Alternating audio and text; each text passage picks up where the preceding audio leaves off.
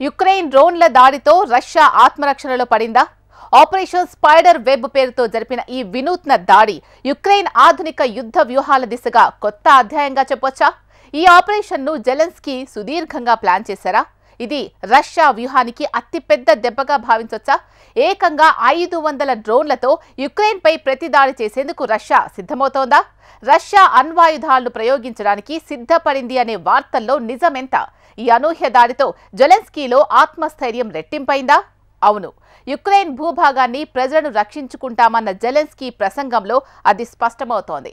శత్రు భూభాగంలోకి చొచ్చుకెళ్లి డ్రోన్లతో విరుచుకుపడ్డం యుక్రెయిన్ సైనిక సామర్థ్యాన్ని, నిఘా స్థాయిని మరోసారి ప్రపంచానికి చాటి చెప్పింది అంటున్నారు పరిశీలకులు. ఉక్రెయిన్ మరోసారి రష్యాకు ఊహించని షాక్ ఇచ్చింది. భారీ స్థాయిలో డ్రోన్లతో రష్యా వైమానిక స్థావరాలపై దాడి చేసింది. ఆపరేషన్ స్పైడర్ వెబ్ పేరుతో ఈ వినూత్న దాడిని చేపట్టింది. ఈ ఆపరేషన్ సుదీర్ఘంగా ప్లాన్ చేశారని పరిశీలకులు భావిస్తున్నారు. ఉక్రెయిన్ రహస్య సంస్థ ఎస్బియు ఈ ఆపరేషన్ ని పకడ్బందీగా రూపొందించింది. అధ్యక్షుడు జెలెన్స్కీ స్వయంగా పర్యవేక్షించారంటూ వార్తలొస్తున్నాయి. డ్రోన్లను రష్యాలోకి అత్యంత రహస్యంగా తరలించారు. అంతేకాకుండా డ్రోన్లను చెక్కతో తయారు చేసిన కదిలే క్యాబిన్లలో దాచారు. ట్రక్కులపై ఈ క్యాబిన్లను అమర్చి ఆపై వాటిని రష్యాలో ప్రవేశపెట్టారు. సిగ్నల్ ఇచ్చిన వెంటనే క్యాబిన్ల పైకప్పులు తెరుచుకుంటాయి. డ్రోన్లు నేరుగా గాల్లోకి లేచి దాడి ప్రారంభించాయి. TU-95 బాంబర్లు, TU-22M3 సూపర్సోనిక్ బాంబర్లే లక్ష్యంగా మారాయి. అగ్ని ప్రమాదంలో ఎంతో మిలిటరీ ఆస్తి దెబ్బతిన్నట్లు ఉక్రెయిన్ తెలిపింది. A-50 హెచ్చరిక విమానాలు కూడా ధ్వంసమయ్యాయని తెలుస్తోంది. ఈ దాడుల్లో రష్యాకు భారీ నష్టం జరిగింది. దాదాపు $2 బిలియన్ నష్టం జరిగినట్టు సమాచారం. ఇది రష్యా బలగాలపై జరిగిన అతిపెద్ద దాడుల్లో ఒకటిగా భావిస్తున్నారు. ఉత్తరాన మర్మాన్స్క్ నుంచి తూర్పున అమూర్ వరకు దాడులు జరిగాయి. ఇవనోవో, రియాజాన్, ఇర్క్యూట్స్ వంటి కీలక ప్రాంతాల్లో సైనిక స్థావరాలపై బాంబులు వేశారు. ఇది రష్యా వ్యూహానికి పెద్ద దెబ్బగా చెప్పొచ్చు. రష్యా రక్షణ శాఖ ఈ డ్రోన్ల దాడిని ధృవీకరించింది.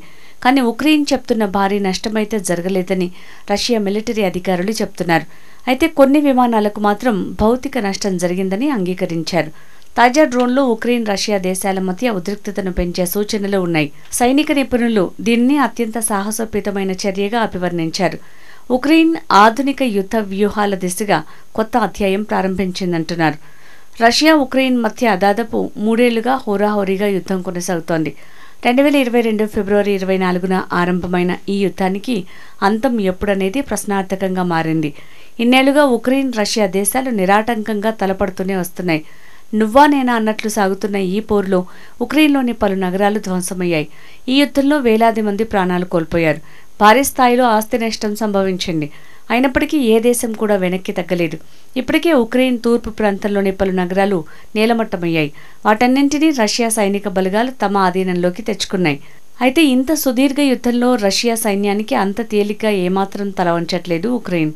అమెరికా, ఫ్రాన్స్, బ్రిటన్, ఆస్ట్రేలియా సహా యూరోపియన్ యూనియన్ సభ్య దేశాలు అందిస్తున్న అత్యాధునిక ఆయుధాలు, యుద్ధ సామాగ్రితో రష్యా దూకుడుకు ఉక్రెయిన్ బలగాలు శక్తివంచన లేకుండా అడ్డుకట్ట వేయగలుగుతున్నాయి. రష్యా ఆధీనంలో ఉన్న కొన్ని కీలక నగరాల్ని సైతం విడిపించుకోగలిగింది ఉక్రెయిన్ సైన్యం. తాజాగా భీకరంగా ఎదురుదాడి చేసింది. రష్యాను కోలుకోలేని విధంగా దెబ్బతీసింది. శక్తివంతమైన డ్రోన్లతో రష్యాకు చెందిన 41 ఎయిర్ క్రాఫ్ట్లను ధ్వంసం చేయగలిగింది ఉక్రెయిన్. అది కూడా ఉక్రెయిన్ సరిహద్దులకు సుదూరంగా, అంటే సరిహద్దుల నుంచి దాదాపు 4500 కిలోమీటర్ల దూరంలో ఉన్న ఒకయా, బెలయా ఎయిర్ బేస్లను టార్గెట్గా చేసుకోవటం ఆశ్చర్యపరిచింది. ఈ దాడిలో రష్యాకు చెందిన 4 ఎయిర్ బేస్ స్టేషన్లు పూర్తిగా ధ్వంసమయ్యాయి.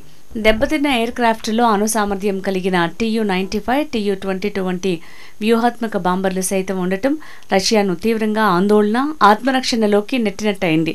ఈ దాడుల కోసం ఉక్రెయిన్ సెక్యూరిటీ సర్వీస్ ఎస్బియు 11 నెలల కిందటే పక్కా ప్రణాళికల్ని రూపొందించిందని చెప్తున్నారు. ఈ భీకర దాడి తర్వాత రష్యా పూర్తిగా ఆత్మరక్షణలో పడినట్టయింది. దీంతో ఆ దేశం సంచలన నిర్ణయాలను తీసుకోబోతున్నట్టు సమాచారం. ఉక్రెయిన్పై అణ్వాయుధాలను ప్రయోగించడానికి సిద్ధపడిందనే వార్తలు కూడా వెల్లువెత్తుతున్నాయి. రష్యా అధ్యక్షుడు వ్లాదిమిర్ పుతిన్ న్యూక్లియర్ యూనిట్ని అప్రమత్తం చేశారని ఆ దేశ మీడియా వెల్లడించింది. తుది ఆదేశాల కోసం రష్యా ఆర్మీ ఎదురుచూస్తోందని కూడా పేర్కొంది. ఈ వార్తలపై స్పందించిన క్రెమ్లిన్ న్యూక్లియర్ ఆయుధాలను సంధించడానికి పుతిన్ సిద్ధంగా లేరని తెలిపింది. ఈ సందర్భంగా మే 4వ తేదీన ఓ ఇంటర్వ్యూలో పుతిన్ చేసిన వ్యాఖ్యలను క్రెమ్లిన్ ప్రస్తావించింది. ఉక్రెయిన్పై అణ్వాయుధాలను ప్రయోగించదలుచుకోలేదని, భవిష్యత్తులో కూడా ఆ అవసరం రాకపోవచ్చని ఆ ఇంటర్వ్యూలో స్పష్టం చేశారు. మరోవైపు భారీ మిసైళ్లతో కూడిన రష్యన్ మిలిటరీ ట్రక్కులు ఉక్రెయిన్ సరిహద్దులకు తరలుతున్న వీడియోలు సోషల్ మీడియాలో వైరల్గా మారుతున్నాయి. రష్యా మిలిటరీ ట్రక్కులకు ఆ దేశ ప్రజలు ఘనంగా వేడుకోలు పలుకుతున్నారు. దీన్ని బట్టి చూస్తే ఉక్రెయిన్పై రష్యా ప్రజల్లో నెలకొన్న వ్యతిరేకత ఏ స్థాయిలో ఉందో అర్థం చేసుకోవచ్చు. శాంతి చర్చలు జరుగుతున్న వేళ రష్యాపై దాడి చేయడంపై ఉక్రెయిన్ అధ్యక్షుడు జెలెన్స్కీ రియాక్ట్ అయ్యారు. ఉక్రెయిన్ దళాలు రష్యాలో సైనిక స్థావరాలనే లక్ష్యంగా చేసుకుని అద్భుతమైన ఆపరేషన్ నిర్వహించాయని వెల్లడించారు. ఈ దాడి రష్యాకు భారీగా నష్టాన్ని కలిగించిందని అన్నారు. అంతేకాకుండా దీన్ని సమర్థవంతమైన దాడిగా అభివర్ణించారు జెలెన్స్కీ. సైనిక దళాలకు ఆపరేషన్లో పాల్గొన్న వారికి కృతజ్ఞతలు చెప్పారు. ఉక్రెయిన్ దళాల అధిపతి నుంచి నివేదిక అందిందన్నారు. శత్రు భూభాగంలో ఒక అద్భుతమైన ఆపరేషన్ జరిగిందని చెప్పుకొచ్చారు. సైనిక స్థావరాలే లక్ష్యంగా చేసుకుని దాడి జరిగిందని జెలెన్స్కీ తెలిపారు. ముఖ్యంగా ఉక్రెయిన్ చేసిన దాడుల వల్ల రష్యా గణనీయమైన నష్టాలను చవిచూసిందన్నారు.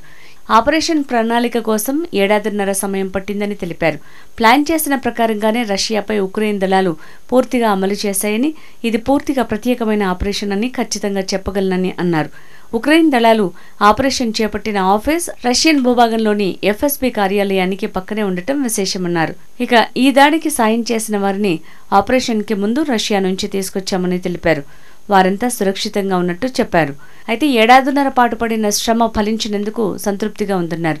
ఈ దాడుల్ని ఇంతటితో ఆపబోమని, ఇక మీదట కూడా కొనసాగిస్తామని జెలెన్స్కీ తెగేసి చెప్పారు.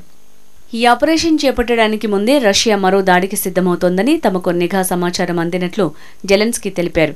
2 రోజుల్లోనే దాదాపు 500 డ్రోన్లను రష్యా ప్రయోగించిందని ఆయన చెప్పారు. ఇలా డ్రోన్ల సంఖ్యను పెంచడమే కాక కాలిబర్ క్షిపణుల్ని కూడా సిద్ధం చేసిందని చెప్పుకొచ్చారు. ఉక్రెయిన్ భూభాగాన్ని ప్రజలను మేం రక్షించుకుంటామన్న ఆత్మవిశ్వాసం జెలెన్స్కీ ప్రసంగంలో స్పష్టమైంది. ఉక్రెయిన్ డ్రోన్ దాడుల్ని రష్యా ఎలా తిప్పికొడుతుందో చూడాలి. ఏదేమైనా ఉక్రెయిన్ రష్యా మధ్య శాంతి చర్చల ప్రతిపాదన వేళ 2 దేశాలు యుద్ధానికి మళ్లీ కాలుదువ్వటం అంతర్జాతీయ ఉద్రిక్తతలకు దారితీయొచ్చనే అభిప్రాయాలు వెల్లడవుతున్నాయి.